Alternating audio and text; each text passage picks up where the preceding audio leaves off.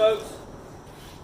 So I do a crown molding job about twice a year, and I always forget how to do it. I usually end up sacrificing at least one piece of crown, trying to figure it out. And I don't know why the angle of the dangle hurts my head so much. But I built a little template over here. This is simulating two walls and the ceiling right here. So I cut me a few templates. These are exactly what I need. And I'd rather do this here than do it on a job site. Like I said, if you do trim all the time, this is probably a no-brainer, but for somebody that does it very rarely, that fits perfect. So, there's a bunch of different ways to do this. The way I found to do it, the easiest, is to set your border up on your miter saw. Works best if you've got a miter saw that bevels both ways. If you don't, it gets harder because you got to figure out how to do everything backwards when you need a reverse cut. So, put it at 0, straight up and down, turn it to 45 degrees. Put the crown on the back plane just like it would be on the wall. So pretend that this is the ceiling and this is the wall, or vice versa. Just remember, if you've got a certain, this doesn't have a profile. If you've got a certain profile, you need to make sure that your profile is correct. Because the bottom, the wall portion, basically is the base of the saw. This would be the ceiling. So make sure your profile is correct.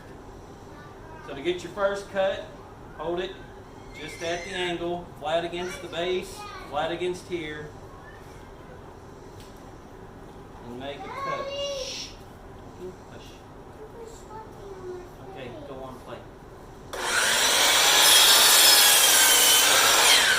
There's one cut. I'm just going to cut this, that way I know I'm just doing a test run. There's one side. The opposite side is going to be a 45 degree on the other side. I'm going to hold the trim out to this side. So if I hadn't cut this, I would leave it like that, and this would be my other cut. I'm just doing this for test purposes. Same thing, so your profile's right. Put it at a 40 right against the base. This is your ceiling. This is your wall.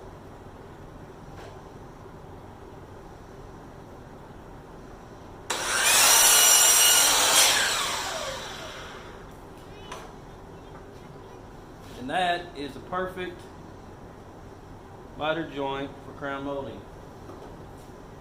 Over here and test it on my wall.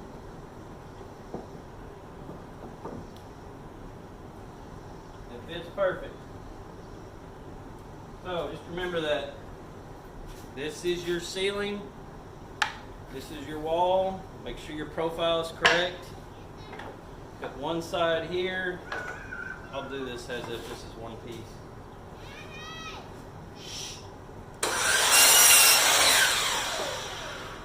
Perfect.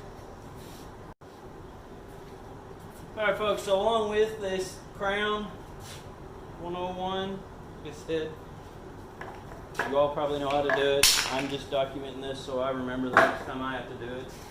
You do it every day, second nature, but if you do literally 2 crown jobs a year like I do, you forget how to get the angles just right.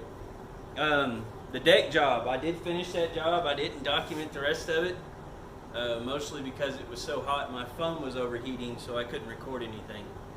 I'll put some pictures at the end of this video that'll show you what it looked like when it was done. The spindles were a nightmare. They were the black spindles. And I had to preset each section. So I drilled 3/4 inch holes in the bottom and in the top, 4 inches apart. Walled them out. And then shoved the poles down in one side. Then you had to take the other piece that you had the hole set in and set it down in there and get every one of those spindles, and there was about 25 to 30 on a run, get the top piece down in so the spindles would go from the top to the bottom. It was a nightmare. I think it was triple digits every day I worked on that job. There was shade back there, but it didn't help a whole lot. So I'll show you some pictures of that. We did end up replacing the entire deck. So we didn't replace the framing, but I pulled all the deck boards off, all those 2x6s, put in all new deck boards. I didn't end up doing it horizontal or at a 45 degrees all the way across, because the span of the joist underneath the deck were spread apart too far for standard decking. It needed to be closer together on 16-inch sitters instead of 2 foot. The deck boards had too much play, so they just ended up running straight across. She's happy it's done. I did take that framing off all the way around and cut the deck boards long. That way water would run off. You wouldn't have that issue with the dirt and stuff piling up and rotting the deck boards. And the handrail across the top was mounted all the way flush across the top, so it's not into the posts like it was before.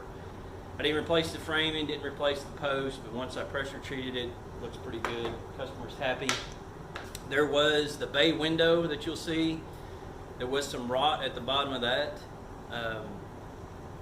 They had caulked it and sealed it up against the decking, but it was probably after they already had some rot. So that entire 2x8 facial board that was at the bottom of that bay window is all rotten. I've got to go back when it gets cooler, tear that part apart, and redo that bay window area.